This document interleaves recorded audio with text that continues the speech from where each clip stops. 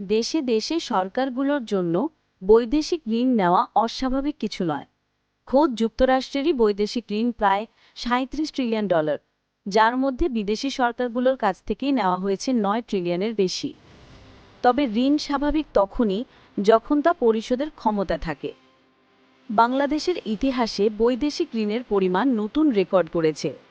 চলতি বছরের জুন শেষে দেশের মোট বৈদেশিক ঋণ দাঁড়িয়েছে $112 বিলিয়ন, যা টাকায় প্রায় 14 লাখ কোটি। 2024 সালের জুলাইয়ে শেখ হাসিনা দেশ ছাড়ার সময় ঋণের পরিমাণ ছিল প্রায় $104 বিলিয়ন। এক বছরে অন্তর্বর্তীকালীন সরকার ঋণ পরিশোধ করেছে রেকর্ড পরিমাণ, তবে একই সময় বিদেশি ঋণ বেড়েছে আরও 9 বিলিয়ন।